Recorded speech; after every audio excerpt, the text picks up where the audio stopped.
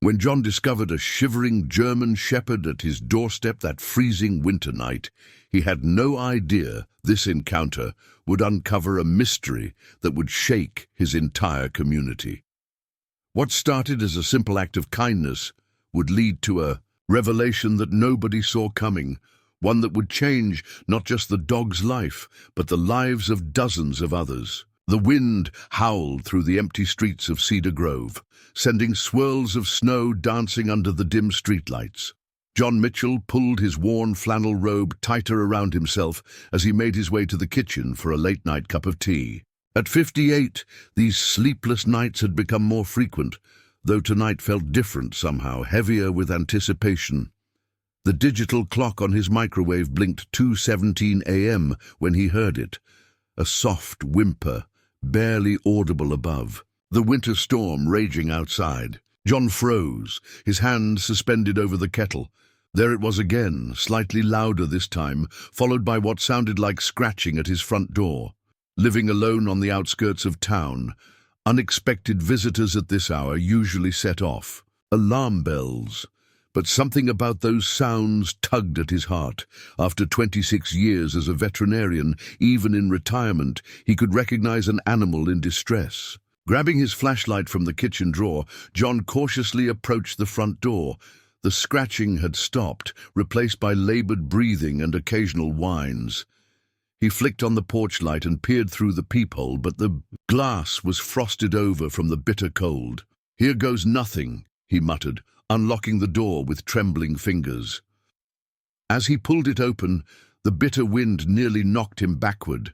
There, illuminated by the harsh porch light, lay a massive German shepherd, its fur encrusted with ice and snow. The dog's brown eyes, though clouded with exhaustion, met John's with an intensity that stopped him cold.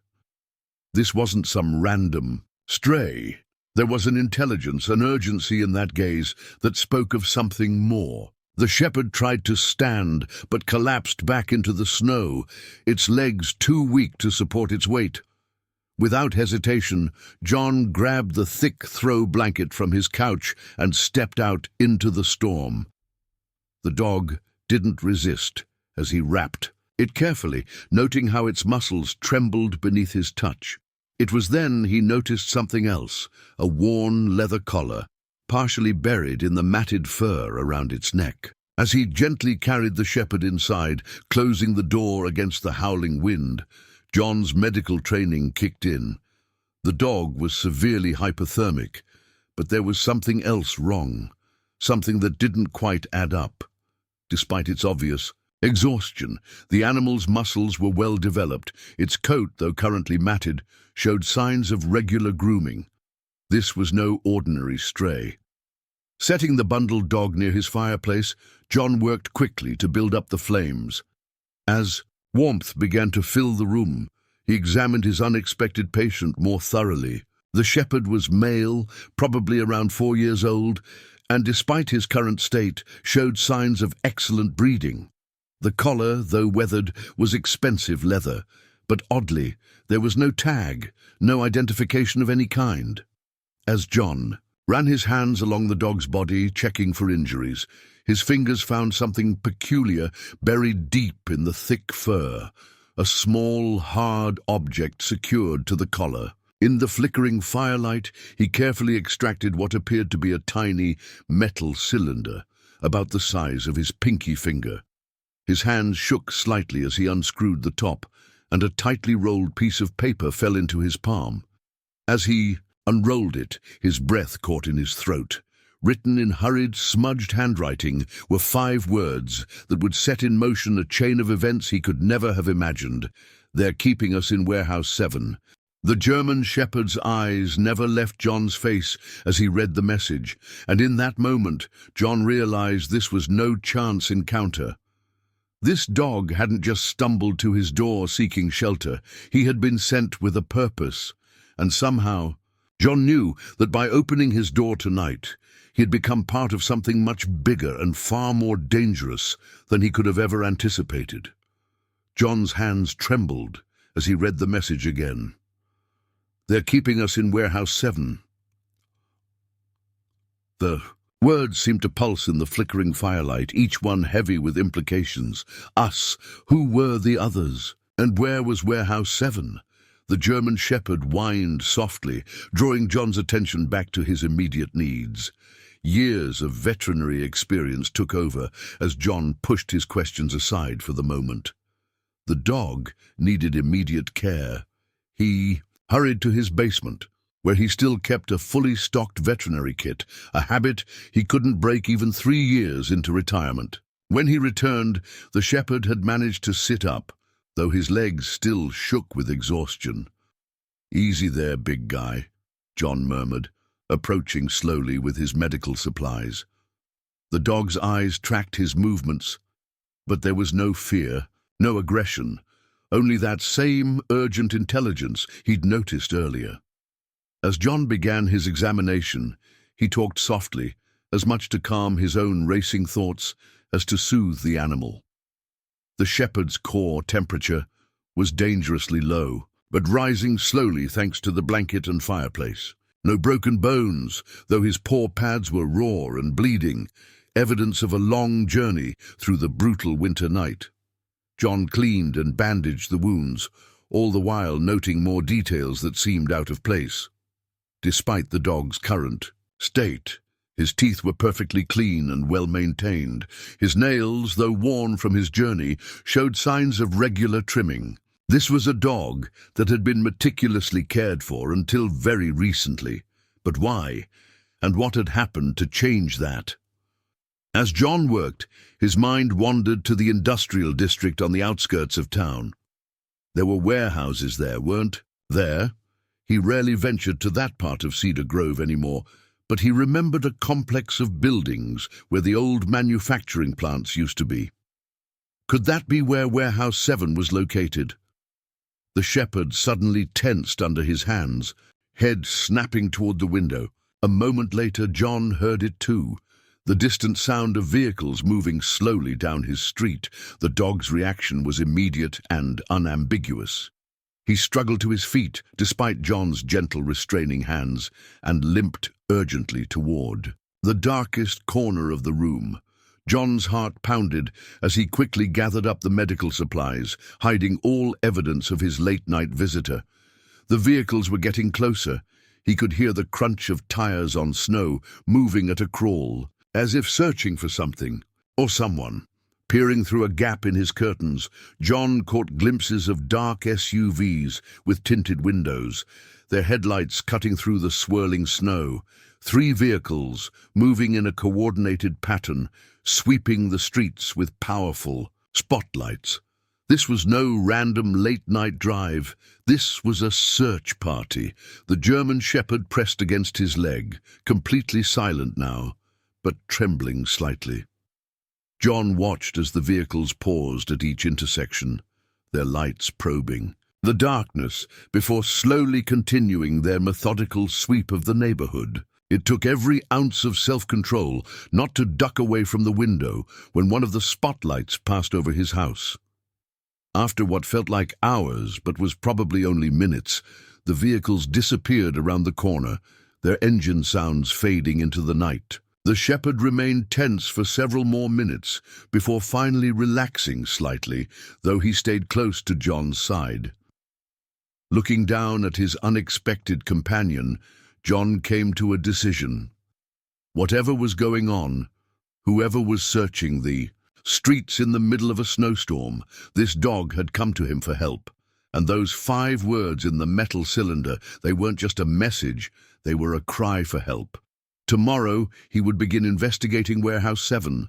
But tonight, he needed to ensure his new friend's safety and recovery. As he settled back near the fireplace, the shepherd finally allowed himself to lay down, though his eyes remained fixed on the window. John pulled out his phone and began deleting his internet search history, erasing any queries about local warehouses. Something told him that whatever he was getting involved in, discretion would be crucial. The dog's head settled onto his lap, and John found himself absent-mindedly stroking the thick fur, his mind racing with possibilities, none of them comforting. "What have you gotten me into, boy?" he whispered. The shepherd's only response was to press closer, as if to say that whatever was coming, they were in it together now. Dawn broke over Cedar Grove with painful slowness, the winter sun struggling to pierce through heavy clouds, still heavy with snow. John hadn't slept, spending the night alternating between watching the window and tending to his four-legged guest. The German shepherd had dozed fitfully, jerking awake at every distant sound, his ears constantly swiveling toward the windows. As John prepared for the day, he couldn't shake the feeling that his life had irrevocably changed in the span of a single night. His morning routine felt almost absurd in its normalcy, making coffee, checking his email, scanning the local news website. But today, each action had a new purpose. The local paper's website revealed nothing about any disturbances in the industrial district. No reports of missing dogs, no unusual activity around any warehouses. It was as if last night's search party had never existed. John's unease deepened. He was about to close his laptop when something caught his eye. A small article from 3 months ago about a new research facility opening in the old industrial park. The company, Biosync Industries, had purchased several abandoned warehouses for what they claimed was innovative pharmaceutical research. The article was brief, almost deliberately vague, but one detail made John's blood run cold. The facility was described as a complex of 9 interconnected warehouses. The shepherd, who John had started mentally calling Atlas, padded over, to his side, moving much more steadily after a night of rest and care. The dog's intelligent eyes followed John's gaze to the screen, and his ears pricked forward at the sight of the grainy photo accompanying the article. An aerial view of the warehouse complex. Preparing and narrating this story took us a lot of time, so if you are enjoying it, subscribe to our channel. It means a lot to us. Now back to the story. "You recognize this place, don't you, boy?" John murmured. Atlas's reaction was subtle but unmistakable. A slight tensing of muscles, a low whine in the back of his throat. John quickly saved the article offline and cleared his browser history. Again, making his way to his home office, John pulled out old maps of Cedar Grove from his filing cabinet. The town had changed significantly over the past decade, but the industrial district's basic layout remained the same. He spread the maps across his desk, Atlas watching intently as John's finger traced possible routes to the warehouse complex. A sharp bark from Atlas made John jump. The shepherd had his paw planted firmly on a particular spot on the map, a narrow service road that wound behind the warehouses, almost hidden by the surrounding woods. John had forgotten about that old access road, rarely used even when the factories were still operating.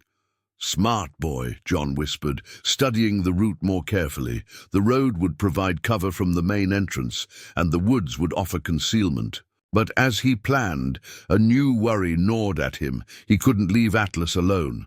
The searchers might return, and the dog was still recovering, yet bringing him along seemed equally risky. As if reading his thoughts, Atlas pressed against his leg, looking up at him with unwavering determination. The message was clear. They were in this together. John spent the next hour gathering supplies, his old hiking boots, dark clothes, a small medical kit, and his phone, though after a moment's consideration he removed its battery. He had watched enough thriller movies to know that phones could be tracked. Finally, he picked up his grandfather's old Polaroid camera. Digital photos could be traced, but these couldn't. As he prepared, John's mind kept returning to the message. "In the cylinder, they're keeping us in warehouse 7. The word us haunted him. Were there other dogs, people? What kind of pharmaceutical research required such secrecy and armed searches in the middle of the night? The sound of a car passing by sent Atlas into alert mode, but it was just the mail carrier making their rounds. Still, the dog's reaction confirmed John's suspicions. Whoever had been searching last night might still be watching. They would have to be incredibly careful.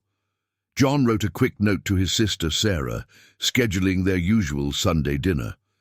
If something went wrong, at least someone would notice his absence within a few days. He hesitated, then added a postscript mentioning that he was thinking of volunteering at the local animal shelter. If the worst happened, maybe she would make the connection. Looking down at Atlas, who sat patiently by the door, with an almost human understanding of the situation, John felt a mix of fear and determination. In his 26 years as a vet, he'd seen animals display remarkable intelligence and loyalty. But there was something different about Atlas, something that went beyond normal canine behavior, and John had a feeling that whatever he discovered at Warehouse 7 would answer that question, along with many others. "Ready for a reconnaissance. Mission, boy?" he asked softly. Atlas's tail gave a single, determined wag. As John gathered his supplies into a dark backpack, he couldn't shake the feeling that he was about to uncover something that would change not just his life, but possibly the lives of countless others. The only question was, would he live to share what he discovered? The late morning sun did little to warm the frigid air as John's old Subaru wound through the back roads of Cedar Grove. He'd chosen to wait until mid-morning, reasoning that the facility would be in full operation, making 2 more people entering the area less noticeable. Atlas lay flat in the back seat, hidden under a tarp, his breathing steady but alert. John had dressed carefully in his old hiking gear, looking every bit the part of a retiree taking advantage of the trails that wound through the woods behind the industrial park. The camera hung around his neck, completing the image of a nature photography enthusiast, but beneath this innocent facade, his heart hammered against his ribs. As he approached the industrial district, John noticed subtle changes that his memory hadn't prepared him for. The chain-link fences surrounding the complex looked new, topped with razor wire that glinted in the winter sun. Security cameras were mounted at regular intervals, their presence both obvious and threatening. BioSync Industries clearly valued its privacy. Following his planned route, John parked his car at the public trailhead half a mile from the warehouse complex. As he helped Atlas out of the car, he noticed how the shepherd's demeanor had changed. Gone was any trace of the injured, desperate animal from last night. Despite his still bandaged paws, Atlas moved with purposeful precision, his muscles tense and ready. They began their hike along the public trail, John keeping his movements casual, stopping occasionally to photograph birds or winter foliage. But after about 10 minutes, Atlas nudged his leg, indicating a nearly hidden deer path that branched away from the main trail. The path would lead them behind the warehouse complex, exactly as they'd planned. As they moved deeper into the woods, John's training as a vet came in handy in unexpected ways. He knew how to move quietly, how to avoid stepping on branches that would snap and betray their presence. Atlas moved like a shadow beside him, his dark fur blending with the winter bare trees. The first sign that they were getting close was the change in Atlas's behavior. The shepherd froze, his ears swiveling like radar dishes. John dropped into a crouch, and not a moment too soon, the sound of voices carried through the trees, accompanied by the crunch of boots on frozen ground. And then third sweep complete, no sign of the subject. A man's voice, professional and clipped. "Keep looking. It couldn't have gotten far in this weather. And check the local vets again. If it was injured, someone might have reported treating it." A woman's voice this time, carrying the weight of authority. John held his breath, acutely, aware of how exposed they were despite the tree's cover. Atlas pressed against him, completely still except for the slight tremor in his muscles. The voices grew fainter as their owners moved away, but John and Atlas waited a full 5 minutes before moving again. When they finally reached the edge, Of the woods, the warehouse complex loomed before them like a concrete fortress. From this angle, John could see why the aerial photo hadn't revealed much. The buildings were connected by covered walkways, creating a maze-like structure that defied easy mapping. Atlas's attention fixed on a particular building, and John didn't need to count to know it was Warehouse 7. The shepherd's reaction confirmed it, but something else caught John's attention. Unlike the other buildings, this one had no windows at all. The walls were solid concrete, broken only by what appeared to be ventilation systems and a heavy security door. Using the camera's zoom lens as a makeshift telescope, John observed the security patterns. Guards patrolled in regular intervals, their movements precise and military-like. These weren't rent-a-cops. They moved with the practiced efficiency of professional security forces. But it was what he saw next that made his blood run cold. A large truck was backing up to one of the loading docks, and as the cargo doors opened, John caught a glimpse inside. Cages, rows and rows of cages. And in one of them, just visible before the doors closed again, he saw movement.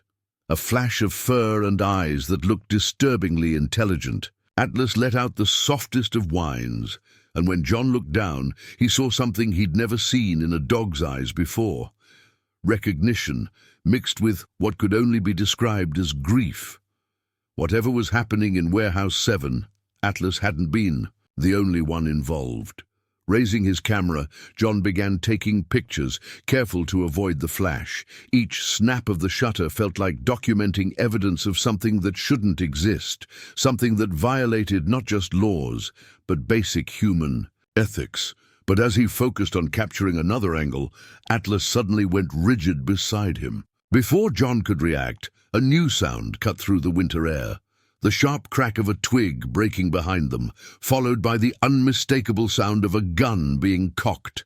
Time seemed to freeze in the frigid air. John's fingers tightened around. His camera, his breath caught in his throat. Atlas hadn't moved a muscle, but John could feel the tension radiating from the shepherd's body. The voice that broke the silence was female, controlled and terrifyingly calm. "Hands where I can see them. Turn around slowly." John's mind raced through possibilities, settling on his prepared cover story. With deliberate slowness, he raised his hands, the camera still dangling from his neck, and began to turn. But before he could complete the motion, Atlas exploded into action. The shepherd launched himself sideways, not toward their captor, but into John, knocking him flat behind. A thick cluster of snow-covered bushes. The gun cracked. The sound impossibly loud in the winter stillness, but Atlas was already moving again, a dark blur against the white snow, circling around behind their attacker. John heard a surprised grunt, followed by the distinct sound of a body hitting frozen ground. The gun discharged again, this time into the air. When he raised his head, he saw something that defied belief. Atlas hadn't attacked the woman. Instead, he had somehow hooked his teeth through the strap of her rifle, yanking it from her grasp with surgical precision. The woman scrambled to her feet, and John got his first good look at her. She wasn't wearing a security uniform like the guards they'd observed. Instead, she was dressed in civilian winter clothing, not unlike his own. Her face registered shock, but not at Atlas's attack. She was staring at the shepherd with something closer to recognition. "Subject 7, she whispered, her voice carrying a mix of disbelief and relief. "My God, you actually made it." Atlas stood between John and the woman, the rifle still held carefully in his mouth. But his posture had changed. There was no aggression in his stance, just wary calculation. The woman slowly raised her hands, showing them to be empty. "I'm not with them," she said quickly, her eyes darting between John and Atlas. "I've been tracking BioSync's activities for months. My name is Dr. Sarah Chen. I used to work there until I discovered what they were really doing." John slowly got to his feet, keeping his movements careful and deliberate. Atlas hadn't relaxed his guard, but he hadn't retreated either. The shepherd's behavior suggested he was evaluating the woman's words, showing a level of comprehension that went far beyond normal canine intelligence. "You called him Subject 7, John said, his voice rough with tension. "What exactly were they doing in there?" Dr. Chen's eyes never left Atlas. "Something that should have been impossible. They started with standard animal intelligence enhancement trials, but then they made a breakthrough, or what they called a breakthrough." Her voice cracked slightly. "They found a way to augment cognitive function exponentially. But the process was unstable, unpredictable. Some subjects couldn't handle it, others—" She trailed off as Atlas finally lowered the rifle to the ground, though he kept himself positioned between her and John. "7 was different," she continued. "The enhancement worked perfectly, but not in the way they wanted. Instead of becoming an obedient, super-intelligent operative, he developed true consciousness, real self-awareness, and with it came something they hadn't counted on: morality." John thought back to how Atlas had disarmed the woman without causing injury, how he had used the map to communicate, how he had chosen to seek help rather than simply escape. "There are others," he said. It wasn't a question. Dr. Chen nodded. Grimly, 12 subjects in total. 7 was part of the third trial group. When he escaped 3 days ago, they accelerated the timeline. They're planning to move the entire operation tonight. Once they're gone. She didn't need to finish the sentence. The evidence would disappear, and with it, any chance of exposing what had happened here. A sudden burst of radio static made them all jump. Through the trees, they could hear voices approaching. The security patrol was making another sweep. "Doctor." Chen quickly pulled something from her pocket, a small USB drive. "Everything I could document is on here, but we need more. Recent evidence, proof of ongoing operations." She looked at the camera hanging from John's neck. "And now we have it, but we can't do anything if we're caught. We need to move, now." Atlas's head suddenly snapped toward the warehouse complex. His entire body went rigid, ears forward, focusing on something only he could hear. The expression in his eyes made John's heart skip a beat. It was the same look he'd seen when the shepherd had first arrived at his door, a look of desperate urgency. Dr. Chen saw it too. "They're starting early," she whispered. "They're moving them now." The sound of approaching footsteps grew louder. In seconds, the patrol would reach their position. But John knew they couldn't run. Not now. Because Atlas's eyes held something else besides urgency. They held a question, a choice. They could escape into the woods, taking their evidence to the authorities. Or they could try something far more dangerous and attempt to save the others before they disappeared forever. The decision had to be made now, and somehow John knew that this moment would define not just their fate, but the fates of 11 other beings who, like Atlas, had been given the curse and gift of human-like consciousness, only to be treated as property rather than the miraculous individuals they had become. The decision took less than a second. John saw it in Atlas's eyes. They couldn't abandon the others. Dr. Chen was already moving, gesturing urgently toward a maintenance access door partially hidden behind overgrown bushes. "This way," she whispered, pulling a keycard from her pocket. "I cloned this from one of the technicians, but it won't work for long. They change the encryption daily." The patrol's footsteps grew closer, accompanied by the crackle of radios. Atlas retrieved the rifle he'd taken, dragging it quickly into a dense thicket where it wouldn't be found.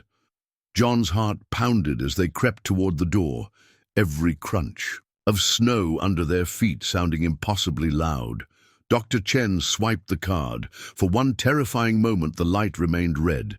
Then it flickered, turned green, and the door clicked open with a soft hiss. They slipped inside just as the patrol rounded the corner of the building. The service corridor was dimly lit and narrow, smelling of industrial cleaner and something else. something chemical that made John's nose burn. Atlas moved with purpose now, leading them through the maze-like passages as if he'd memorized every turn.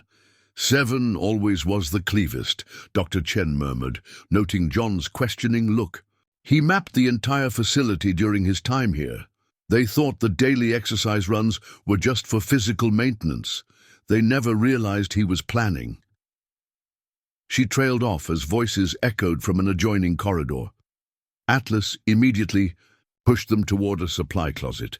They squeezed inside, hardly daring to breathe as footsteps approached. Ahead of schedule. The senator's office started asking questions. We move everything tonight. What about 7? Doesn't matter now.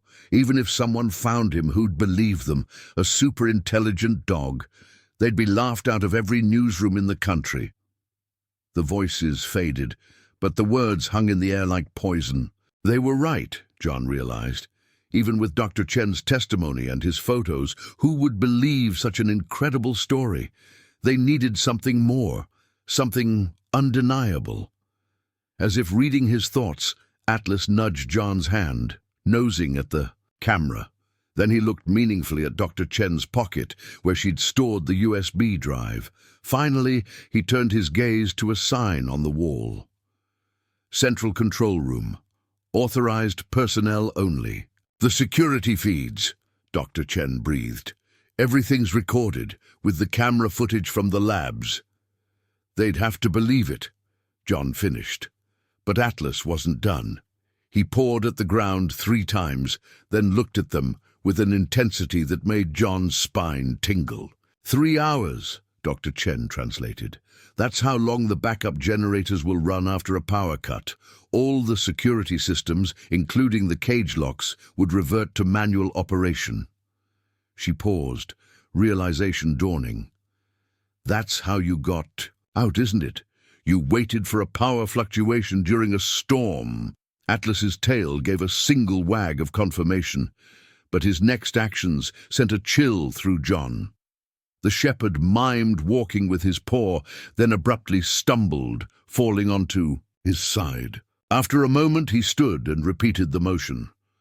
Some of them can't walk, John said quietly, his veterinary training helping him interpret. The experiments. They're not all as successful as Atlas, are they? Dr. Chen's face was grim. No, the process affects each subject differently. Some developed incredible cognitive abilities but lost motor function. Others, she swallowed hard. We'll need a way to transport them. John thought quickly. The loading dock we saw earlier. If we time it right, during the evacuation. A sudden alarm cut through the air, making them all jump. Red emergency lights began flashing in the corridor. Warning! Security Protocol Delta initiated. All personnel proceed to designated evacuation points. This is not a drill. Repeat, Security Protocol Delta initiated. Dr. Chen's face went pale. They're starting the transfer. We're out of time. The sound of running feet and slamming doors echoed through the corridors. In the chaos, they had a chance to move undetected, but they also had far less time than they'd planned. They needed to reach the control room, get the footage, and somehow make it to Warehouse 7 before the transfer was complete. Atlas's eyes met John's, and in them he saw something remarkable, not just intelligence, but trust. This dog, this extraordinary being, had chosen him out of all people to help right a terrible wrong. Whatever happened next, there was no turning back. As if to emphasize the point, a new sound cut through the alarms, the distant but unmistakable sound of large vehicles backing up to the loading docks. The evacuation wasn't just starting, it was already underway. The evacuation alarm created a strange duality in the facility, corridors alternating between frenzied activity and eerie emptiness. Atlas led them through maintenance passages and service tunnels, avoiding the main thoroughfares where BioSync employees rushed to follow evacuation protocols. The control room is 2 levels up, Dr. Chen whispered as they crouched in a utility alcove. "But there's something you need to understand about the other subjects first." She glanced at Atlas, who nodded almost imperceptibly. "They're not all dogs. BioSync experimented on different species, trying to determine optimal candidates for the enhancement process." John's mind reeled at the implications. "What kinds of—" He stopped as Atlas suddenly raised his head, ears pivoting toward a sound only he could hear. Seconds later, they heard footsteps approaching rapidly. They pressed themselves deeper into the alcove as two lab-coated technicians hurried past, their conversation drifting back in fragments. Can't just leave subject. 12. Orders are clear. Everything goes. But the neural integration isn't stable." After the footsteps faded, Dr. Chen's face was ash-white. "Subject 12. I was afraid of this. They're still running the trials even now." A low growl rumbled in Atlas's throat, the first aggressive sound John had heard him make, but it wasn't directed at the passing technicians. The shepherd was staring intently at a heavy security door, marked Laboratory Block C. "We need to stay focused," Dr. Chen urged. "The control room first, then—" Atlas cut her off with a sharp bark, then used his paw to draw a clear 12 in the dust on the floor. His eyes bore into them with an intensity that bordered on desperation. John understood. "Subject 12 is in trouble, isn't they?" Dr. Chen nodded slowly. "The neural integration process is dangerous if it's unstable." She didn't finish the sentence. She didn't have to. Atlas looked between them and the security door, then back at the direction of the control room. For the first time, John saw uncertainty in those intelligent eyes. They couldn't split up. They needed Dr. Chen's knowledge of the facility and Atlas's incredible abilities to succeed at either task. The decision was made for them when a new sound cut through the evacuation alarm. A scream. Not human. Not quite animal either.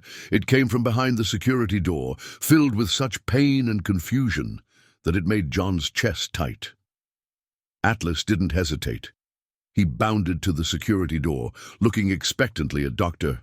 Preparing and narrating this story took us a lot of time, so if you are enjoying it, subscribe to our channel. It means a lot to us. Now back to the story. Chen. She pulled out her keycard, hands shaking slightly. "The control room footage auto-uploads to an off-site server every hour," she said quickly. "If we're fast enough, we can still get there before they wipe the local drives. But Subject 12... She swiped the card. The door opened into a brightly lit laboratory that looked more like a nightmare made real.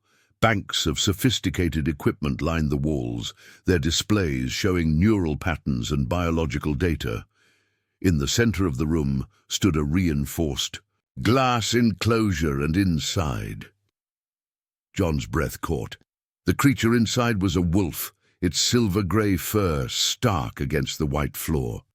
But there was something wrong with its movements, spasms that seemed to ripple through its entire body.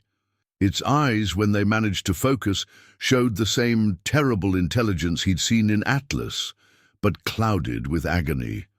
"The integration is failing," Dr. Chen said, rushing to the nearest console. "The neural pathways are breaking down.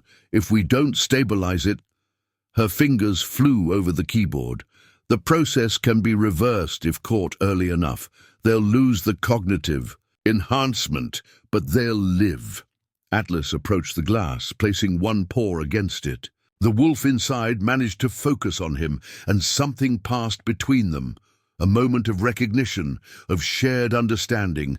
Then another spasm hit, more violent than before. "Help me with this," Dr. Chen called to John, indicating a set of controls. "We have to power down the enhancement field gradually. Too fast and the shock will kill them. Too slow and their brain will burn out." John moved to help, but at that moment, a new voice cut through the room. Cold, clinical, and terrifyingly calm. "Step away from the console, Dr. Chen. You've already interfered enough with our work." They turned to find a man in an expensive suit standing in the doorway, flanked by 2 armed security guards. His badge identified him as Dr. Marcus Webb, Chief Research Officer. He held a small device in his hand, his thumb hovering over a button. "I designed the enhancement protocol," he said, his eyes fixing on Atlas with something like pride, mixed with cruel fascination. "Did you really think I wouldn't build in a failsafe? One push of this button, and the neural pathways we created collapse instantly." Quite painless, really, for most subjects at least. Atlas went rigid, a tremor running through his powerful frame. Dr. Webb smiled, cold and calculating. "Now then, shall we discuss the terms of your surrender? We have quite a lot to talk about, and Subject 7 has some unfinished trials to complete." Time seemed to crystallize in the sterile laboratory air. John found himself holding his breath, acutely aware of every detail: the rhythmic beeping of medical equipment, the labored breathing of Subject 12, the almost imperceptible tremor in Atlas's muscles as he stared down his former tormentor. Fascinating, isn't it? Dr. Webb gestured toward Atlas with his free hand, the other still holding the failsafe device. Even now, he's calculating odds, processing scenarios. The perfect synthesis of animal instinct and human-level cognition, or nearly human level. His smile turned cruel, though still ultimately under our control. "They're not your property," John said, his voice steadier than he felt. "They're conscious beings. What you're doing here is beyond your comprehension." Webb cut him off. "Do you have any idea what this research means? Enhanced military animals, search and rescue operations, deep space exploration. The applications are endless. A few failed trials are a small price to pay." Behind them, Subject 12 let out another pained whimper. The wolf's neural readings were becoming more erratic, the displays flashing urgent warnings. Dr. Chen took a small step toward the console, freezing when one of the guards raised his weapon. "They're dying," she said, her voice tight with controlled fury. "Everything we've worked for, everything we've learned, you're willing to let it all die just to keep your secrets?" Webb's expression hardened. "If Subject 12 is lost, we'll simply start again with a new trial. The data alone is invaluable." He focused on Atlas. "Though I must admit, 7, you've exceeded expectations. Escaping was impressive enough, but bringing help? Manufacturing evidence?" He chuckled darkly. "You've proven just how successful the program can be." Atlas hadn't moved, but John noticed something in his posture had changed. The shepherd's eyes weren't on Webb anymore. They were fixed on something behind him, just visible through the laboratory's glass walls. In the corridor beyond, shadows were moving, low to the ground and perfectly silent. Webb mistook Atlas's attention for submission. "That's right. You understand the situation. Now come here." He spoke the words like commanding a normal dog. Apparently unable to resist the urge to demonstrate his authority, Atlas took a step forward, then another. His movement drew everyone's attention. The guards, Webb, even Dr. Chen, which is why no one except John noticed the laboratory door sliding open just a fraction behind them. "Good boy," Webb said, his voice dripping with condescension. "You see, Dr. Chen, despite your interference, the baseline training remains. They can be enhanced, but they can still be controlled." He never finished the sentence. At that moment, several things happened simultaneously. Atlas lunged. Not at Webb, but at the fail-safe device in his hand. At the same instant, the laboratory door burst open, and 3 shapes streaked into the room: a border collie, a German shepherd that could have been Atlas's twin, and a massive grey wolf. The guards spun to face the new threat, but they were too slow. The border collie went low, sweeping one guard's legs out with precision that seemed impossible for a dog. The second shepherd tackled the other guard with military-trained expertise. And the wolf, The wolf went straight for Webb, its eyes blazing with the same intelligence that John had seen in Atlas. Webb's thumb pressed the fail-safe button as he fell, but Atlas had already ripped the device from his grip, crushing it in powerful jaws. The wolf pinned Webb to the ground, teeth bared inches from his throat but not biting, showing exactly the kind of control Webb had claimed they lacked. Subjects 3, 4, and 5, Dr. Chen breathed in amazement. They weren't in their containment units. They were never recaptured after I helped them escape, Atlas spoke. The words, actual, clear English words, came from Atlas's mouth. Everyone in the room, even Dr. Chen, froze in shock. Impossible, Webb whispered, his composure finally cracking. The vocal modifications were theoretical. You never noticed, Atlas continued, his voice carrying a slight growl but otherwise perfectly comprehensible. You were too focused on your tests, your data.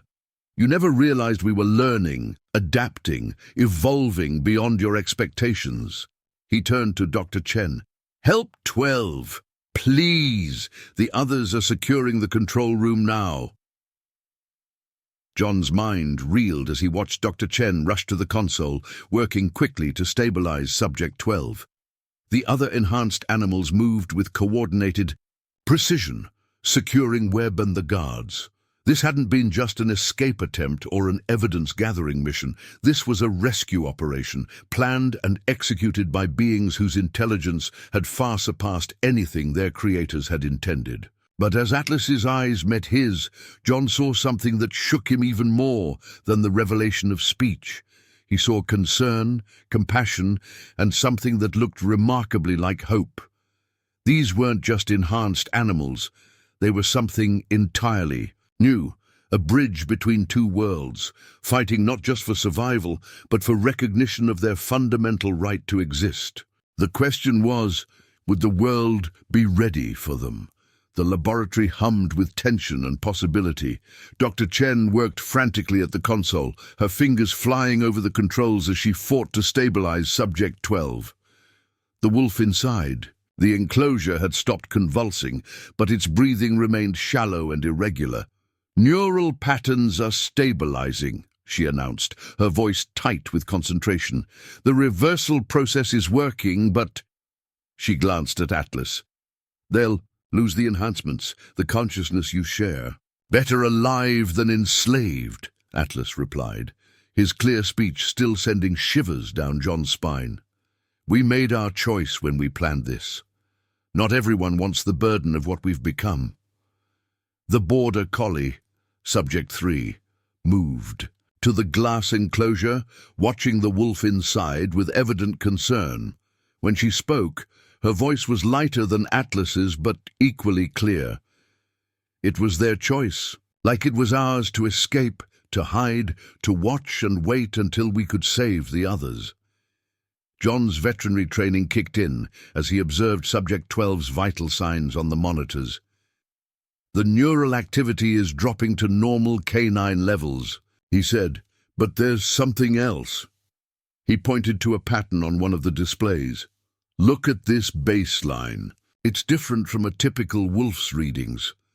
Dr. Chen leaned in, her eyes widening. He's right. The basic enhancement template is still there, dormant but intact. They haven't lost the potential, just the active modifications. A seed, said the second German shepherd, Subject 4, who was keeping watch at the door. Something that could grow naturally without the forced acceleration that causes so much damage. Webb, still pinned beneath the watchful gaze of Subject E. 5, let out a harsh laugh. You really don't understand what you are, do you? You're not some natural evolution, you're engineered products, property. And when the board hears about this, they won't. Atlas cut him off.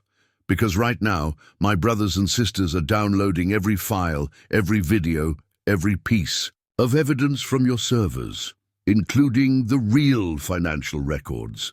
He fixed Webb with a penetrating stare, the ones that show where the military funding really came from and where it went. The color drained from Webb's face. You can't. "We already have," the border collie said. "Did you think we spent our time in hiding just waiting? We learned. We watched. We gathered allies." She looked meaningfully at Dr. Chen. Human allies who understood what was at stake. A sudden commotion in the hallway drew their attention. Subject 4's ears pricked forward. The evacuation is complete. Security teams are starting their final sweep. "How many others?" John asked, looking at Atlas. "How many are still in containment?" "8," Atlas replied.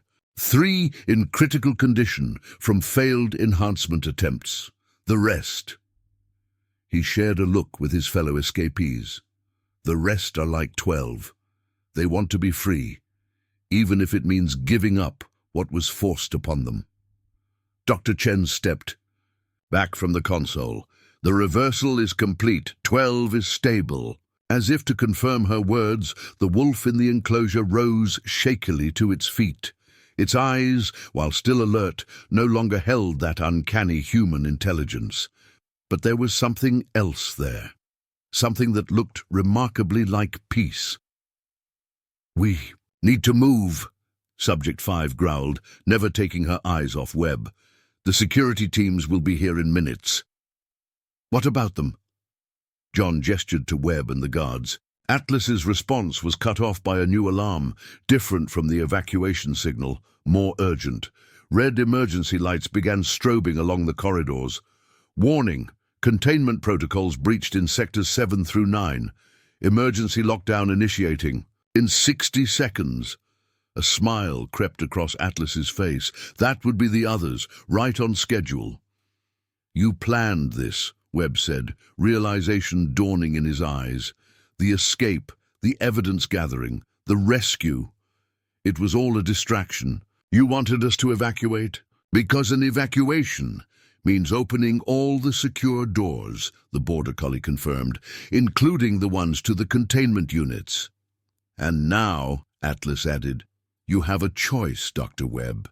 You can try to stop us, trigger whatever fail-safes. You have left and watch as all your research, your data, your secret accounts become public record.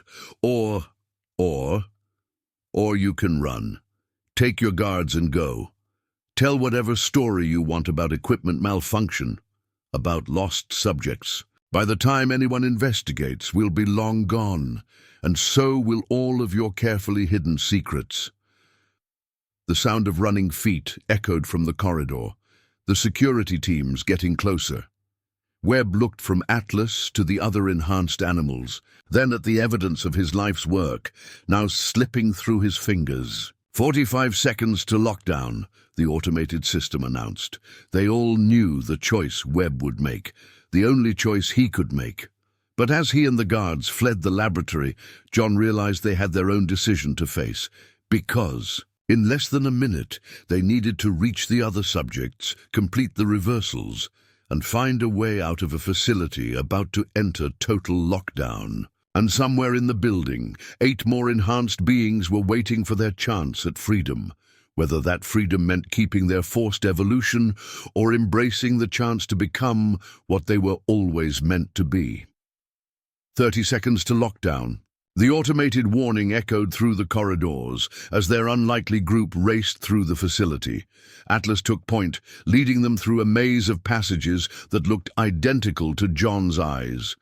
Subject 4 brought up the rear, while 3 and 5 split off to help the other escapees. "The critical cases are in Medical Wing B," Dr. Chen called out as they ran. "We'll need the portable life support units to move them." "Already handled," Atlas replied without breaking stride. 2 human allies from the night shift medical team. They've been waiting for our signal." John marveled at the complexity of the plan, even as his lungs burned from running.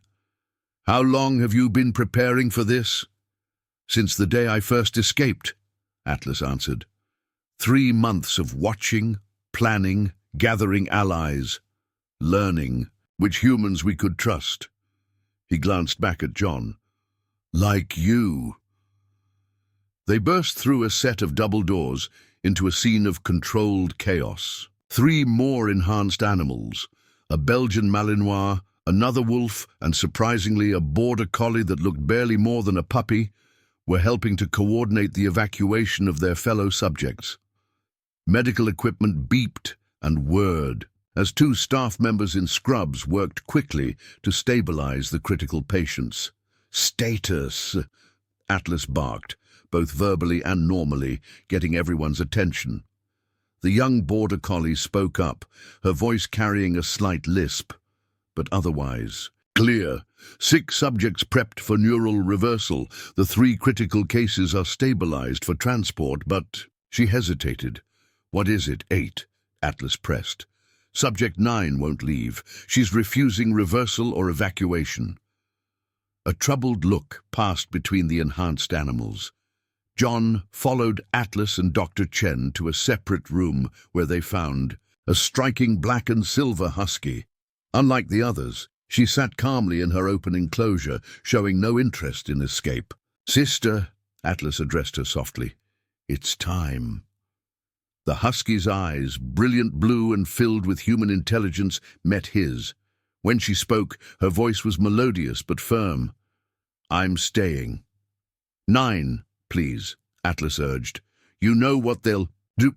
"I know what they'll try to do," she corrected him. "But they've never been able to replicate the success they had with us early subjects. Their attempts get more desperate, more damaging." She looked at each of them in turn. "Someone needs to stay. Someone needs to ensure they never succeed in creating more like us without consent." 15 seconds to lockdown. Dr. Chen stepped forward. 9, the fail-safes.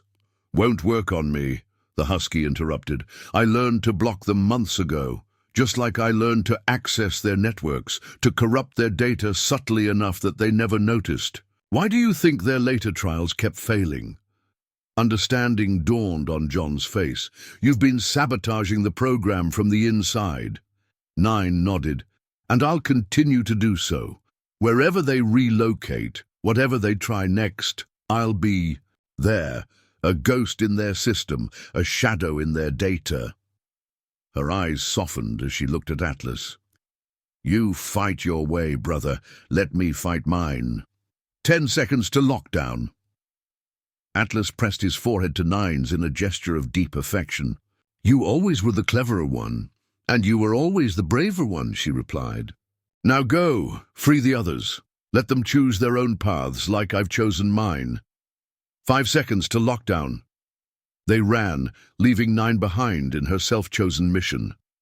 The medical team had already begun moving the critical patients through a service tunnel that Dr. Chen swore would bypass the lockdown doors. The other subjects were gathered in a makeshift triage area, each facing their own moment of decision. Complete lockdown initiating. Steel shutters began descending from the ceiling. The enhanced animals moved with coordinated precision, helping their weaker companions through the narrowing gaps. John found himself supporting a trembling retriever while Dr. Chen readied the neural reversal process for those who had chosen it. But as the chaos of evacuation swirled around him, his mind kept returning to 9, sitting calmly in her enclosure. She had chosen to remain enhanced, to fight a solitary battle from within. It was a stark reminder that freedom meant more than just escape. It meant having the right to choose one's own path, even if that path led back into darkness. Atlas caught his eye, understanding passing between them.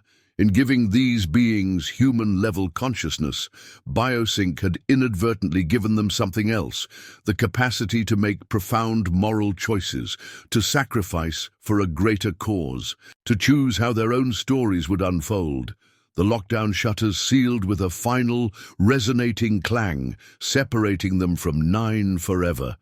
But as they hurried through the service tunnel, leading their liberated companions to freedom, John realized that the story unfolding here was bigger than any single escape. It was about the fundamental nature of consciousness, of freedom, of what it truly meant to be human. And somewhere behind those sealed doors, a brave husky was ensuring that no one else would be forced to confront these questions without their consent. The real question now was, how many more like her were out there, sitting quietly in other labs, waiting for their chance to shape their own destiny?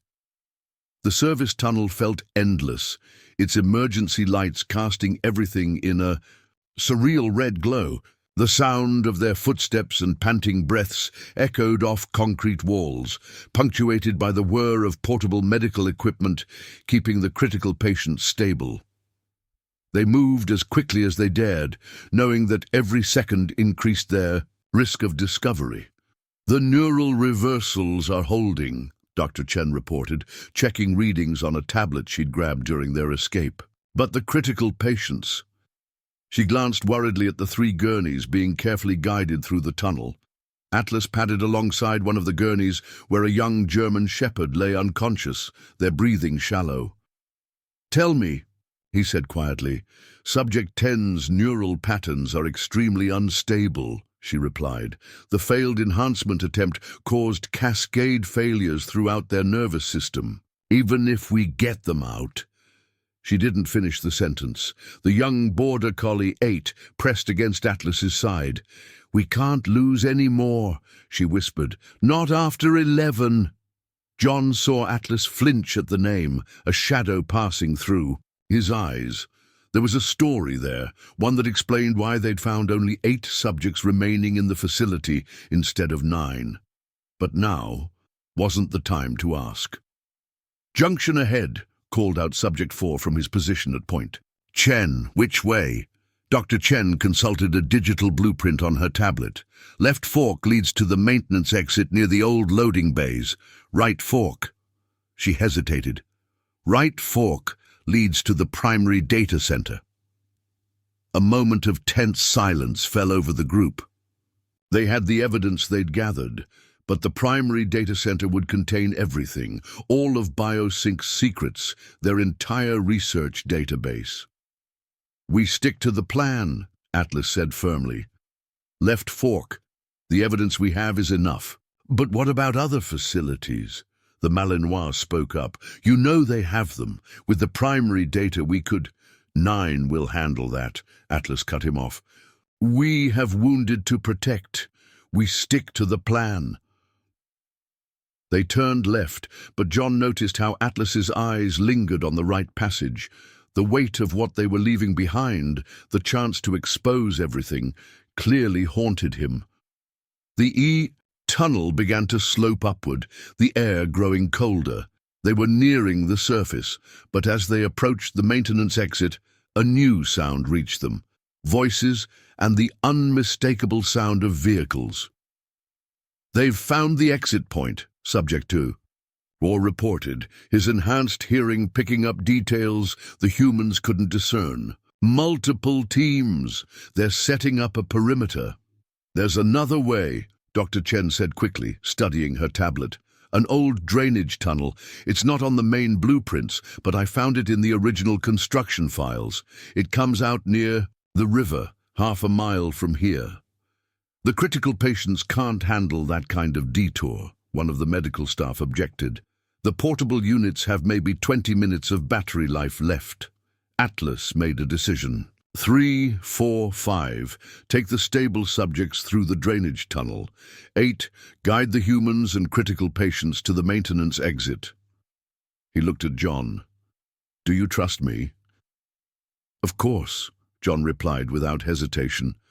"Then follow. 8, when you reach the exit, surrender immediately." "What?" Dr. Chen protested. "Atlas, they'll focus on the humans," Atlas explained. "Standard procedure. Secure any personnel first. It will give 8 time to work." He turned to the young border collie. "Remember your training. Keep your mind shielded like 9 taught you. They won't expect a puppy to be enhanced." Understanding dawned on John's face. A distraction. Atlas nodded. "By the time they realize the stable subjects are gone, it will be too late. And 8 will ensure the critical patients get the care they need." He pressed his head briefly against John's hand. "I'm sorry to put you at risk, but—" "No apologies needed," John interrupted. "We all made our choices. They split up, the stable subjects disappearing down a side passage with 3, 4, and 5. As John helped guide the gurneys toward the maintenance exit, he glanced back at Atlas one last time. The shepherd stood at the junction, his bearing regal despite the dirt and fatigue. In that moment, he looked less like an experiment and more like a general, ensuring his people's escape. Their eyes met briefly, and in that look was a promise. This wasn't goodbye, because they both knew that as long as places like Biosync existed, as long as beings like Nine fought their solitary battles from within, their paths would cross again.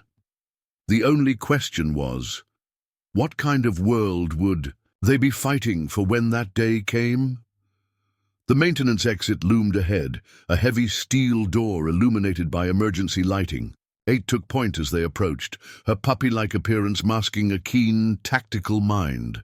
John could hear voices on the other side of the door, sharp, professional commands being issued. "Remember," 8 whispered, her young voice steady. "Despite the tension, when they enter Project Confusion, fear, they'll be looking for enhanced subjects showing unusual intelligence. Let them see what they expect to see, scared humans and normal animals." Dr. Chen adjusted the settings on the portable life support units one last time. The 3 critical patients had been stabilized, but they remained desperately vulnerable. Subject 10's readings were still worryingly erratic. "Hands up, clear and visible," 8 continued. "Preparing and narrating this story took us a lot of time, so if you are enjoying it, subscribe to our channel. It means a lot to us. Now back to the story. They'll separate us initially. Don't resist. Once they begin medical evacuation protocols." She stopped abruptly, her head tilting. A moment later, they all heard it. The sound of the door's locking mechanism disengaging. 8 quickly dropped into a convincing puppy pose, all traces of human intelligence vanishing from her expression. The door burst open, flooding the tunnel with bright light. "Federal agents, hands where we can see them." John followed 8's instructions, raising his hands slowly. Armed figures poured into the tunnel, their tactical gear bearing no agency markings. Their weapons trained first on the humans, then swept over the gurneys and 8. "Medical emergency," Dr. Chen called out, her voice pitched high with convincing panic. "These patients need immediate evacuation." A man who seemed to be in charge stepped forward, his face hidden behind tactical gear. "Secure the civilians," he ordered. "Medical team, assess the critical subjects." He paused, looking at 8. "Sweep for enhanced subjects." "Sir," one of the agents approached 8, who had begun whimpering convincingly. "We've got what appears to be a border collie puppy, no signs of enhancement. Tag and bag it with the others," the leader ordered dismissively. "Priority is the critical subjects." Everything was proceeding according to plan, until Subject 10's monitors suddenly erupted in urgent beeping. One of the Biosync medical team members who had been assisting them rushed forward. "Massive neural cascade failure," he reported tensely. "We're losing them." The tactical team's leader grabbed Dr. Chen roughly. "Stabilize them now. The asset cannot be lost." John watched in amazement as 8 used the chaos to her advantage. While everyone's attention was focused on the medical crisis, she slipped between the agent's legs, her movements precise despite appearing clumsy. She reached Subject 10's gurney just as the monitors flatlined.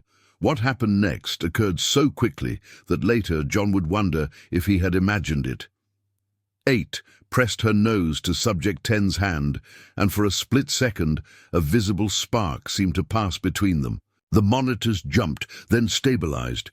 "Neural patterns restabilizing," the medic reported, bewildered. "But this is impossible. The readings are completely normal, no enhancement signatures at all." The tactical leader strode over, grabbing the medical readouts. "What do you mean, no enhancement signatures?" "I mean, their reading is a completely normal, healthy German shepherd," the medic explained. "All traces of the enhancement process are just gone." John kept his face carefully neutral, but inside his mind was reeling. 9 hadn't been the only one hiding the full extent of their abilities. 8 had somehow transferred the neural damage into herself, absorbing it and neutralizing it. "Check the other critical subjects," the leader ordered. But before they could, 8 began convulsing dramatically, drawing everyone's attention. She played the role of a frightened, sick puppy perfectly, causing exactly the kind of confusion that Atlas had counted on. "Possible containment breach," someone shouted. "Unknown effects on untreated subjects." "Evacuate the critical patients," the leader ordered. "Full quarantine protocols. And get these civilians out of here. We need this whole area contained." As they were led out of the tunnel, John caught a glimpse of 8 being placed in a separate transport carrier. But just for a moment her eyes met his, and he saw nothing but calm determination in them. She had done exactly what she needed to do, ensured the critical patients would survive, and maintained her cover. Outside, the winter air bit sharply after the tunnel's warmth. Emergency vehicles surrounded the area, their lights painting the snow in rotating patterns of red and blue. As John was led toward a medical checkpoint, he noticed something else: paw prints in the snow, leading away from a drainage grate half hidden by bushes. 3, 4, 5, and the stable subjects had made it out. But as he watched 8's carrier being loaded into a separate vehicle, a new worry gnawed at him. How long could she maintain her deception? And what price would she pay for absorbing Subject 10's neural damage? The answer to those questions, he suspected, would depend on what Atlas did next. Because one thing was certain: they're enhanced. Shepherd Friend wouldn't abandon any of his people, not even if it meant infiltrating a federal quarantine facility to save them. The quarantine facility turned out to be a converted military installation 30 miles outside of Cedar Grove. Through the windows of the transport vehicle, John watched the winter landscape blur past, his mind racing with possibilities. Dr. Chen sat beside him, her expression carefully neutral, but her fingers tapped a rhythmic pattern on her knee. A code, he realized, though he couldn't decipher it. They'd been separated from the critical patients and 8 immediately upon arrival at the perimeter. Now, hours later, they were being transferred for debriefing, though their escorts hadn't specified where. The transport vehicle was unmarked, but the 2 guards accompanying them were clearly military, despite their civilian clothing. "Quite a sophisticated operation for a private pharmaceutical company," John remarked carefully, testing the waters. One of the guards gave him a sharp look but said nothing. Dr. Chen's fingers stopped tapping momentarily, then resumed with a slightly different pattern. The vehicle turned onto a private road, snow-covered pine trees pressing in on both sides. John was trying to memorize the route when a flash of movement caught his eye. Something dark moving parallel to them through the trees. His heart leapt, but he kept his expression neutral. They passed through 3 separate security checkpoints before reaching what appeared to be a recently renovated research facility. The brutalist architecture and high fences suggested its original military purpose, but new additions had been hastily constructed, including what looked like state-of-the-art medical wings. As they were led inside, John caught snippets of urgent conversations. Neural patterns completely normalized. No trace of the enhancement signatures. Requesting additional containment units for incoming subjects. They were separated for individual debriefing. John's interrogation room was spartanly furnished. 1 table, 2 chairs, and a mirror that was obviously one-way glass. He waited for nearly an hour before the door opened and a woman in a crisp military uniform entered, though her insignias had been removed. "Mr. Mitchell," she began without preamble, "I'm Colonel Rebecca Hayes. I need you to tell me everything you know about Project Ascension." "Project Ascension?" John kept his voice carefully confused. The biosync program, Hayes clarified, watching him intently. Specifically, the enhanced subjects. How many did you interact with? What were their capabilities? John thought of Atlas's careful planning, of Nine's chosen isolation, of Eight's hidden powers. I'm not sure what you mean, he said slowly. I found an injured German shepherd during the storm. As a retired vet, I tried to help. Then there was some kind of security incident at the facility. Hayes's expression hardened.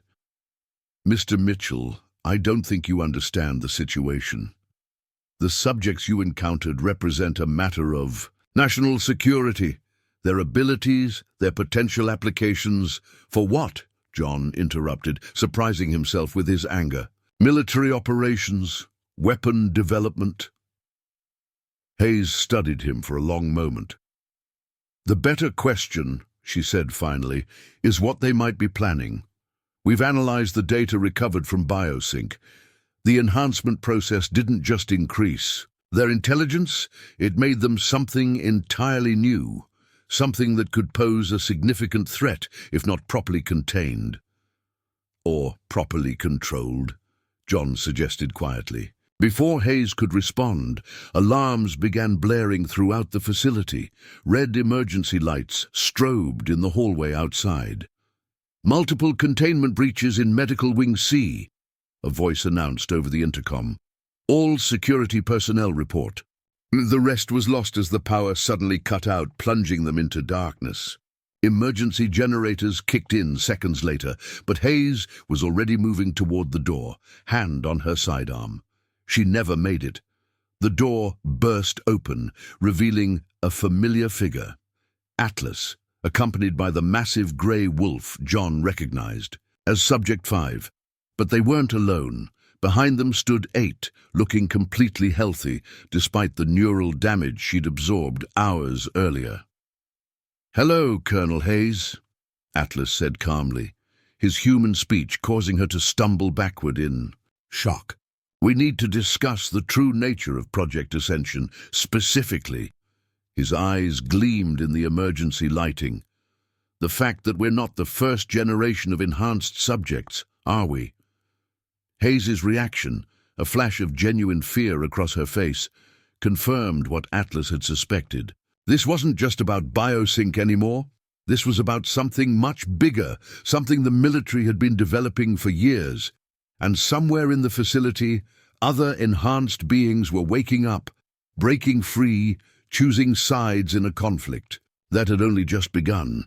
The question was, how many more facilities were out there, and what would happen when all of their secrets finally came to light? Colonel Hayes regained her composure quickly, though her hand remained near her weapon.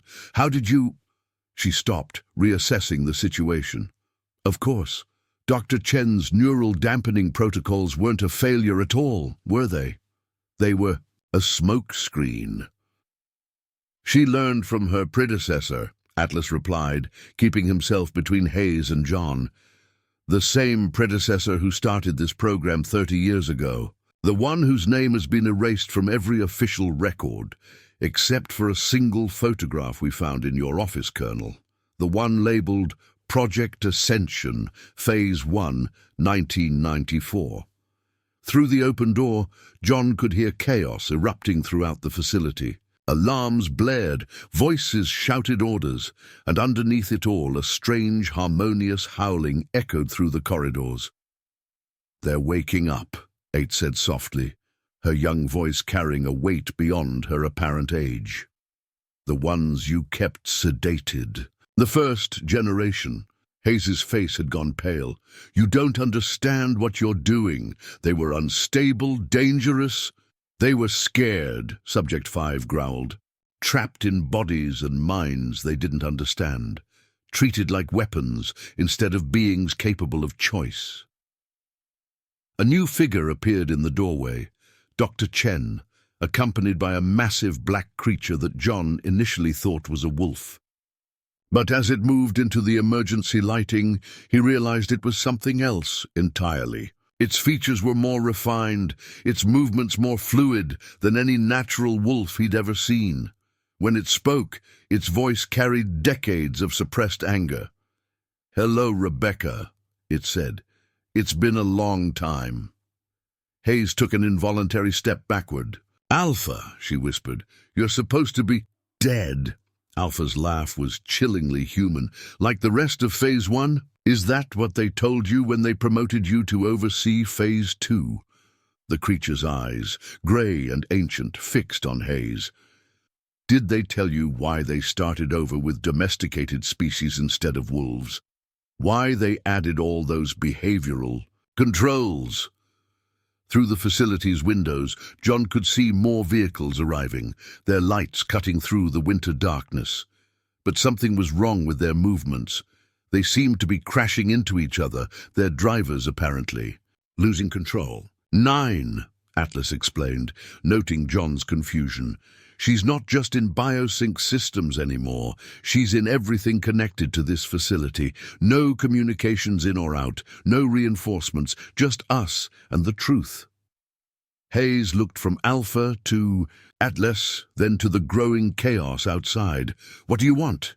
"The same thing we've always wanted," Alpha replied. "Freedom, recognition of our right to exist, and—" The creature's eyes narrowed. "The location of the other facilities." "There will be casualties if you release them all at once," Hayes argued. "Many of the Phase 1 subjects are psychologically traumatized. Their enhancements were crude, unstable." "Which is why we brought her," Atlas interrupted, gesturing, "to 8. The young border collie stepped forward, her presence somehow both innocent and ancient. 8 isn't just able to absorb neural damage," Dr. Chen explained, her voice carrying a hint of pride. "She can heal it, stabilize the enhanced neural patterns, give them a chance to adapt naturally like 9 did." "Impossible," Hayes breathed. "The calculations required, the precision, are possible when you stop thinking of us as weapons or experiments," 8 said simply. "When you recognize that consciousness, whether human or enhanced, seeks balance if given the chance." A new sound cut through the alarms. Helicopter rotors approaching. Alpha's ears flicked forward. "More of your people coming, Rebecca?" "Not mine," Hayes said, and for the first time real fear crept into her voice. "The Oversight Committee. They'll implement scorched earth protocols if they think containment is compromised. They'll kill everyone, human and enhanced alike." Atlas shared a look with Alpha, decades of different experiences, but the same core understanding passing between them. "Then you have one last choice to make, Colonel. Help us save them all, or be remembered as part of humanity's greatest shame." Hayes looked at each of them in turn. The young border collie, with her impossible healing powers, the shepherd who had orchestrated a revolution, the ancient wolf creature who represented both the program's greatest success and its most terrible failure. Finally, her eyes settled on John. "Why did you help them?" she asked quietly.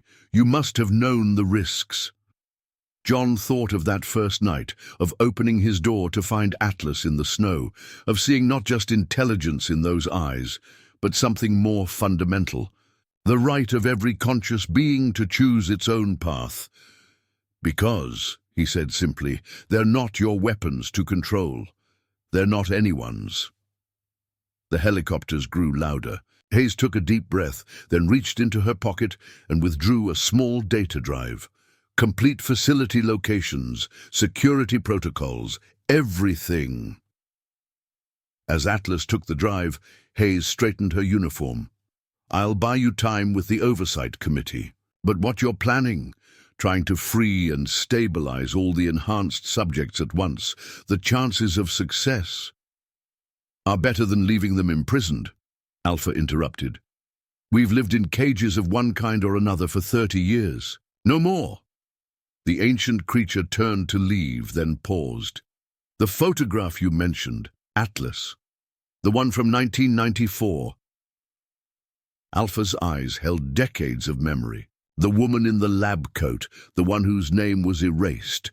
She was the first to treat us like beings instead of experiments, the first to die trying to free us. A ghostly smile crossed the wolf-like features. She would have liked you, John Mitchell. You have the same kind of courage. Outside, the helicopters were circling, searchlights cutting through the snow. But in that moment, John realized that what was happening here was more than just an escape or a rescue. It was the beginning of something unprecedented, a bridge between two forms of consciousness, each with the power to destroy the other, each with the choice to help instead. The only question was, would the rest of humanity be ready to make the same choice? The facility's lower levels were a maze of reinforced doors and security checkpoints, all now standing open thanks to Nine's control of the systems. The corridors echoed with a mixture of sounds, running feet, shouted orders, and the varied voices of newly awakened enhanced beings finding their voices for the first time. Block C secured, reported a sleek Doberman with Phase 2 enhancement markings, her speech precise and military crisp. 18 subjects stabilized by 8, 4 still in process. Medical Wing E reporting multiple hostile forces. Came another voice over the facility's comm system, this one belonging to one of Dr. Chen's trusted staff. They're trying to manually override the lockdown. Alpha moved with liquid grace through the chaos, coordinating with a natural authority that spoke of years of leadership even in captivity. 5. Take your team to Medical Wing E. Neutralize their override attempt, but remember, no casualties. John worked alongside Dr. Chen, helping to monitor the subjects 8 had stabilized. The young border collie moved from room to room, touching each enhanced being briefly, her gift bringing clarity and stability to minds twisted by crude early experiments or rushed later ones. It's remarkable, Dr. Chen murmured, studying the neural pattern readings. She's not just healing the damage, she's helping their minds find their natural balance point. Each one is different, unique. A sudden explosion rocked the building. Through the reinforced windows, they could see one of the helicopters had launched something at the facility's power station. Emergency lights flickered. 9, Atlas called out sharply. Backup systems engaged. Nine's voice came through the speakers, steady, despite the strain evident in her tone. But they're getting creative. They're trying to upload a competing AI into the facility's systems. I can hold them off, but... She paused. It's taking most of my processing power. They're trying to box us in, Hayes said grimly, working at a security console. Cut power, regain system control, then flood the facility with their tactical teams. She looked at Alpha. You know what the Oversight Committee is capable of. They'd rather destroy everything than let the truth about Project Ascension get out. Alpha's ancient eyes narrowed. They've forgotten what we learned in Phase 1. They think technology and walls are enough to contain consciousness. The creature turned to 8. How many more? 23, 8 replied, her young voice tired but determined. The Phase 1 subjects are difficult. Their pain runs deep. Another explosion closer this time. Dust rained from the ceiling. They're targeting structural points, Hayes reported, studying facility schematics. They'll bring down the whole building if they have to. John watched as Atlas processed this information, seeing the weight of command settle on the Shepherd's shoulders. They had the evidence they needed thanks to Hayes. They had freed and stabilized many of the enhanced subjects. They could try to escape now, get the truth out to the world. But Atlas's eyes met Alpha's, and John saw the same decision form between them. They wouldn't leave anyone behind. Not again. 9, Atlas called out. How long can you hold them? Off. Maybe 20 minutes, she replied. Less if they get creative with their cyber attacks. 8, Alpha turned to the young border collie. Can you stabilize the remaining subjects in time? 8 stood straighter, despite her evident exhaustion. Not alone, but... She looked at Alpha. You could help. All of you. the first successfully enhanced subjects, you understand both the pain and the potential. Together we could reach them all at once. A neural link? Dr. Chen's eyes widened. Connecting all the enhanced minds simultaneously. The power required would be enormous, 8 agreed, and 9 couldn't protect us. We'd be completely vulnerable. Another explosion. Warning lights began flashing throughout the facility. Structural integrity compromised in sectors 7 through 9, 9 announced. 18 minutes until catastrophic failure. Atlas looked at each of them in turn. His fellow enhanced beings, Dr. Chen, Hayes, and finally John. In his eyes was a question, a choice, and a trust that transcended species. John nodded, understanding without words. Whatever they decided, he would help them see it through. If we do this, Alpha said slowly, if we link all our minds to help 8 reach the others. Preparing and narrating this story took us a lot of time, so if you are enjoying it, subscribe to our channel. It means a lot to us. Now back to the story. We risk losing ourselves. The neural load could burn out all our enhancements, return us to what we were before. Or it could create something entirely new, 8 replied softly. A bridge between what we were and what we might become. Together. Outside, more helicopters were arriving. Time was running out. Whatever they decided, they had to decide now. The choice they made in the next few moments would determine not just their fate, but potentially the future of consciousness itself. Time seemed to crystallize in the chaos-filled moment. Atlas looked at 8, then at Alpha, a silent understanding passing between them. One by one, the other enhanced beings in the room.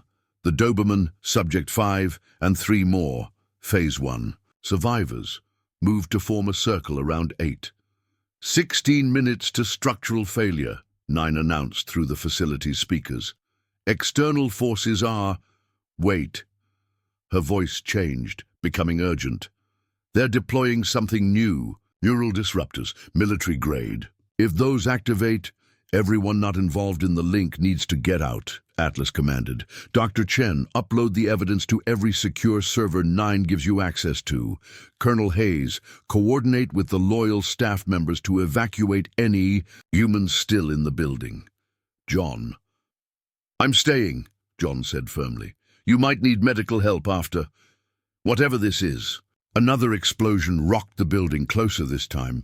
Dust and small pieces of concrete rained down from the ceiling. Through the windows, they could see teams of figures in advanced tactical gear rappelling from the helicopters. 9, Atlas called out. How long can you hold the neural disruptors off? Not long enough, she replied, strain evident in her voice. They're using quantum encryption. I can't. I'm losing control of the outer sectors. 10 minutes, maybe less. Dr. Chen rushed to 8's side, quickly attaching monitoring equipment. To her and the others. The neural load will be immense, she warned. If anything goes wrong, then we fail knowing we tried, Alpha interrupted, the ancient creature's eyes gleaming with determination. Like she did 30 years ago. The first successfully enhanced being looked around the circle, at Atlas, who had orchestrated a revolution, at 8, who could heal the deepest wounds, at the others who had survived decades of experiments and imprisonment. In each face was the same resolve. 9, Alpha called out. Divert all remaining power to Sector C. Protection of the neural link is now priority. Understood, 9 replied. And it's been an honor. The lights dimmed as power was redirected. In the distance, they could hear the sound of breaking glass and boots on concrete. The tactical teams were inside. 8, Atlas said softly. Begin. The young border collie closed her eyes. 1. By 1, the others did the same. John and Dr. Chen watched in amazement as a visible energy seemed to build in the air, not electrical, not magnetic, but something else entirely. Neural patterns synchronizing, Dr. Chen reported, watching.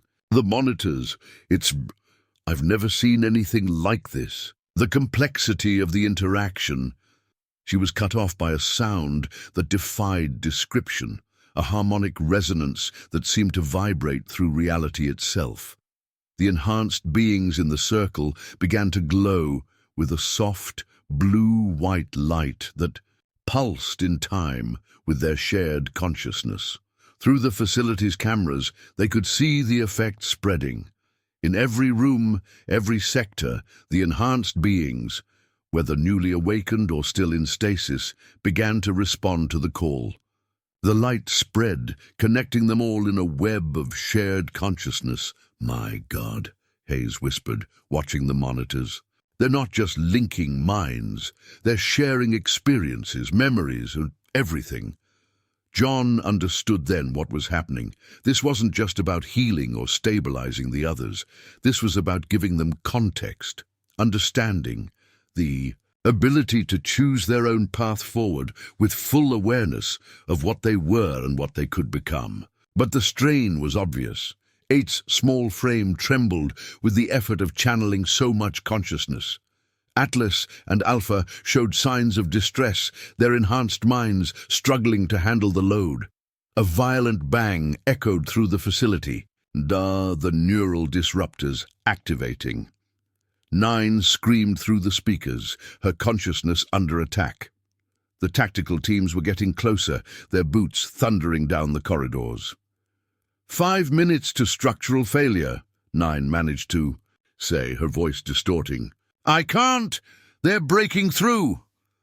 The blue-white light flickered, 8 whimpered, blood beginning to trickle from her nose. But then something extraordinary happened.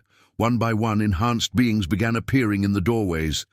Those who had already been stabilized, those who had just awakened. They moved to form concentric circles around the original group, each adding their consciousness to the link.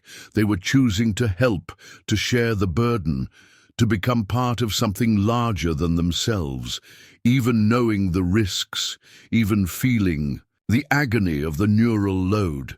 They chose to stand together.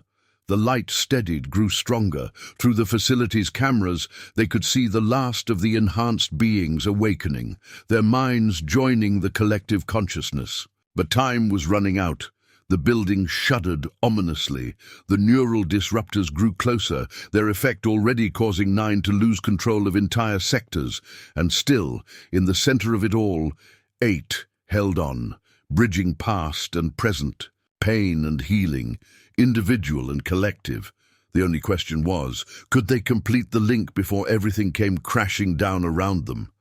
The air itself seemed to hum with energy as the neural link reached its peak. The blue-white light had become so intense that John had to shield his eyes, yet he couldn't look away. Through the facility's remaining functional cameras, they could see the tactical teams faltering, overwhelmed by the sheer power radiating from the connected minds. 3 minutes to structural failure, 9's voice crackled through failing speakers. Neural disruptors at 60% capacity. I'm losing control of. Static overwhelmed her words. Dr. Chen's monitors were displaying readings that defied explanation. The neural patterns. They're not just linking anymore. They're evolving, creating something new. Some kind of collective consciousness, but with individual nodes maintaining their unique signatures. Hayes stared at the readings in amazement. "This is what the Oversight Committee was afraid of," she whispered. "Not just enhanced animals, but a new form of networked consciousness. Something that could change everything." The building shuddered violently. Chunks of ceiling began to fall, forcing John and the others to take cover, but the circles of enhanced beings remained steady, each one contributing to the whole, each one choosing to stay, despite the danger. Through the windows, they could see the tactical teams retreating, their neural disruptors seemingly useless against the combined power of the linked minds. But the victory was bittersweet. The facility's structural integrity was failing faster than predicted. 2 minutes, 9 managed to communicate. I'm sorry, I can't hold it anymore. The systems are... Her voice cut out completely. Emergency lighting failed, plunging them into darkness, broken only by the ethereal glow of the neural link. Without Nine's control, the facility's automated systems began to shut down one by one. In the center of it all, Eight's small form trembled with effort. Blood now flowed freely from her nose and ears, the neural load threatening to overwhelm her, despite the support of the others. But her voice, when it came, was not spoken aloud. It resonated directly in their minds. It's done. They're all awake, all connected, all free. The blue-white light pulsed once, incredibly bright, then began to fade. One by one, the enhanced beings opened their eyes. But something was different. Their gazes held not just intelligence now, but a profound understanding, a shared knowledge that transcended individual experience. Alpha spoke first, voice rough with emotion. We are changed. All of us. Not just enhanced anymore, but evolved, Atlas finished. We can feel each other, not just thoughts, but existence itself. We're separate, but connected, individual, but united. The building gave an ominous groan. Hayes checked her tablet, its battery power nearly depleted. 1 minute until total collapse. We need to move, now. But evacuation wouldn't be simple. Many of the enhanced beings were disoriented. From their long captivity and Eight had collapsed, her small form limp after the tremendous effort of facilitating the link. John rushed to her side, veterinary instincts kicking in. Her pulse was thready, her breathing shallow. The neural load had taken a devastating toll. I can help, said a soft voice. Through the falling debris stepped a beautiful red fox, her eyes holding the same ancient wisdom as Alpha's. I was subject too in Phase 1. My gift was always healing, though they never understood how it worked.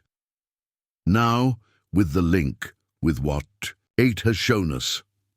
The fox touched her nose to Eight's forehead. A gentle golden light, different from the blue-white of the neural link, spread between them. Eight's breathing steadied, her pulse strengthened. 30 seconds, Hayes warned.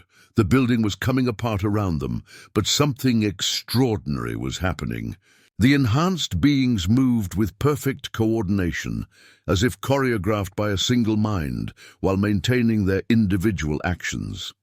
The stronger ones began helping the weaker, creating living chains to support those who couldn't walk. Through the facility's broken windows, they could see more enhanced beings emerging from other sectors, all moving with the same unified purpose. The loading bay, Atlas commanded, his voice carrying that new resonance of shared consciousness. 9 showed us the structural plans. It's our best chance. As they began their evacuation, John looked back one last time at the facility's central control room. On a single functioning monitor, lines of code scrolled rapidly. 9, uploading. Herself to an external network, refusing to be trapped in the facility's dying systems. The building was collapsing, the Oversight Committee's forces were regrouping, and they had dozens of newly awakened enhanced beings to protect. But, as John helped carry Eight's recovering form toward potential safety, he realized that what they'd witnessed wasn't just an escape or a rescue. It was the birth of something unprecedented, a new form of consciousness that bridged the gap between individual and collective, between human and animal, between what was and what could be. The only question was, what would this new consciousness choose to become? The race to the loading bay became a desperate sprint against time. Concrete beams crashed down around them as the facility's structure gave way, decades of secret research crumbling into dust. But the enhanced beings moved with unprecedented coordination, their newly evolved consciousness allowing them to act as one while maintaining individual agency. "Left corridor blocked," called out the Doberman from earlier, her voice carrying that same resonant quality they all now shared. Rerouting through Sector D. Through their shared awareness, they could feel Nine's presence spreading through external networks, creating digital pathways for their escape. Security cameras turned. Away from their route, doors unlocked automatically, and outside systems began experiencing mysterious failures. "The Oversight Committee is mobilizing reinforcements," Hayes reported, checking her tablet one last time before its battery died. "Military units, Black Ops teams, they're treating this as a maximum-level containment breach." "Let them, and come," Alpha said, helping guide a group of disorientated Phase 1 subjects. "They don't understand what we've become, what 8 showed us." 8, still weak, but recovering thanks to Subject 2's healing gift, stirred in John's arms. "Not showed," she corrected softly, "reminded. The potential was always there, in all consciousness, all life. We just found our way to it together." The loading bay doors were ahead, but so was a squad of tactical teams, their neural disruptors, humming with deadly purpose. The devices had been designed to shut down enhanced minds, to scramble the neural patterns that gave them their abilities. But that was before the link, before the evolution. Atlas stepped forward, his eyes meeting the squad leaders. When he spoke, his voice carried not just authority but understanding. "You feel it, don't you? Even through your protective gear. The resonance, the possibility." The squad leader's hand trembled on his weapon. Around him, other team members shifted uncomfortably. The neural link was affecting them, not by force or invasion, but by invitation, showing them glimpses of what consciousness could become. "Stand down," Hayes ordered, stepping forward. "That's a direct command from your superior officer." "Belay that," crackled a new voice over their radios. "Colonel Hayes is compromised. Lethal force authorized. Repeat, lethal force authorized." The next few moments happened in a blur of coordinated action. As the tactical team raised their weapons, the enhanced beings moved as one. The Doberman and Subject 5 created a living barrier, while Alpha and several Phase 1 subjects channeled their combined consciousness into a focused burst of mental energy. The neural disruptors sparked and died. 9, spreading through the base's systems, triggered the emergency sprinkler system, creating confusion. And through it all, the enhanced beings maintained their perfect coordination, protecting the weaker members, while never causing serious harm to their human opponents. "They're not the enemy," 8 whispered, watching the scene unfold. "Just like Dr. Chen, like John. They can understand if we show them, if we give them the chance." And the loading bay doors burst open, revealing the winter night beyond. Snow swirled in the cold air, but through the storm they could see figures waiting, 3, 4, and the other enhanced beings who had escaped earlier. They had never truly left, instead preparing for this moment. But as they began their evacuation, a new sound cut through the chaos. Helicopter rotors, lots of them. The Oversight Committee's reinforcements had arrived. 9, Atlas called out, both verbally and through their shared consciousness. "Working on it," her voice replied through their mental link. "But there's something else, something in the military networks, other facilities, other projects. We're not alone." The implications hit them all at once, shared understanding flowing through their connected minds. This wasn't just about escape anymore. What they had become, what 8 had helped them achieve, was spreading. The very nature of consciousness was evolving, and no amount of military force could stop it. "We need to split up," Alpha decided, the ancient wisdom in those eyes now tempered with new purpose. "Small groups, different directions. Find the others like us. Show them what we've discovered." The building gave one final, devastating shudder. Their time was up. But as they prepared to scatter into the winter night, John realized that this wasn't an ending. It was a beginning. These extraordinary beings would change the world, not through force or fear, but through the simple act of showing others what consciousness could become. The only question was, would humanity choose to evolve with them, or fight to maintain the boundaries that separated species, minds, and possibilities? 3 months later, John sat on his back porch, watching the spring sunrise paint the sky in shades of pink and gold. His morning coffee had grown cold, forgotten as he read Dr. Chen's latest encrypted message on a secure tablet. Second facility, located in northern Montana.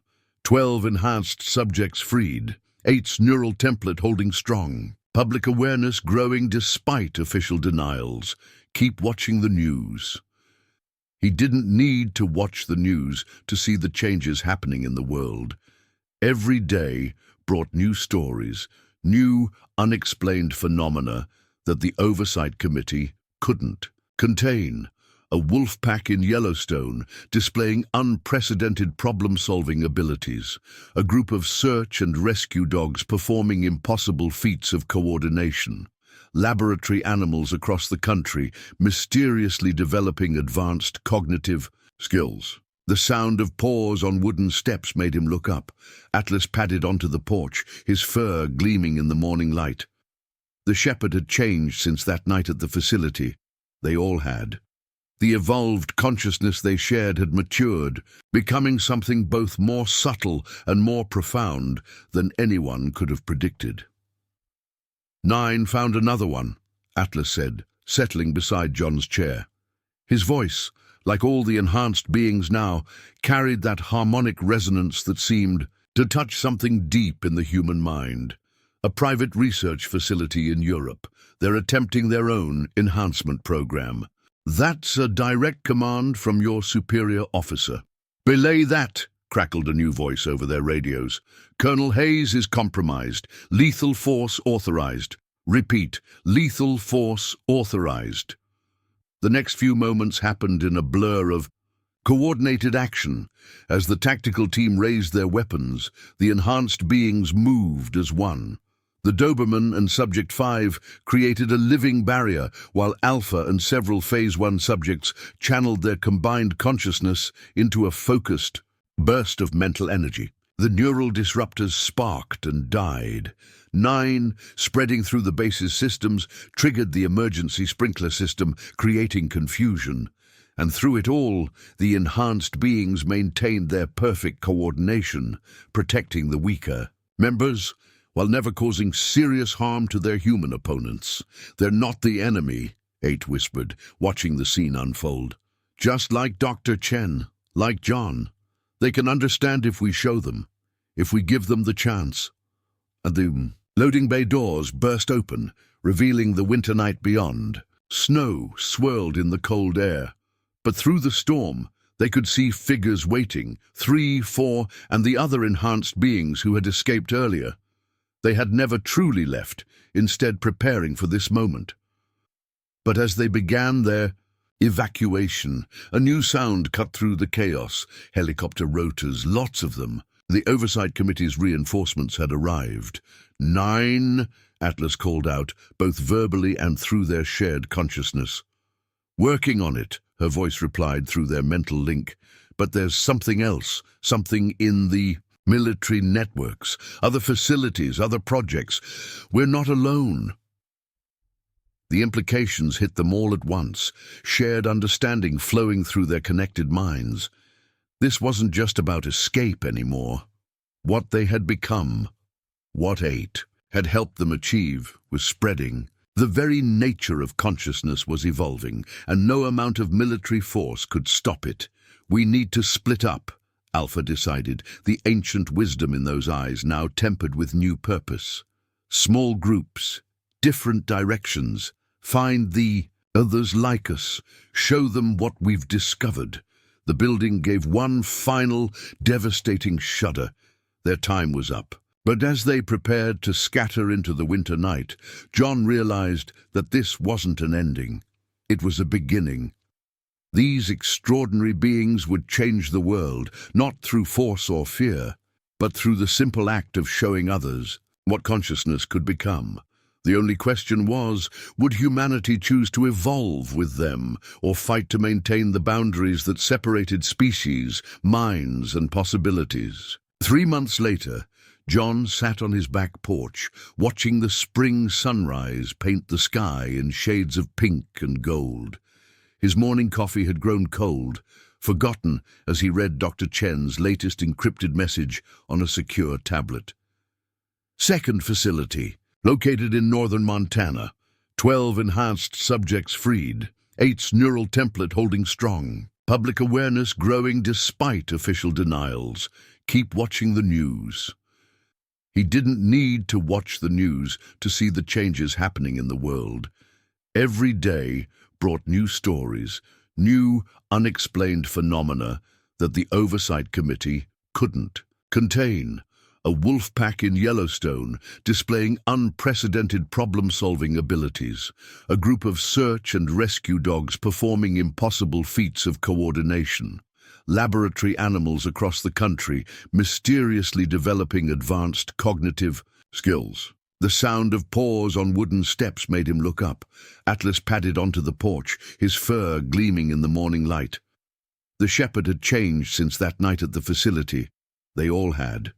The evolved consciousness they shared had matured, becoming something both more subtle and more profound than anyone could have predicted. 9 found another one, Atlas said, settling beside John's chair. His voice, like all the enhanced beings now, carried that harmonic resonance that seemed to touch something deep in the human mind. A private research facility in Europe. They're attempting their own enhancement program. Up next, you've got 2 more standout stories right on your screen. If this one hit the mark, you won't want to pass these up. Just click and check them out.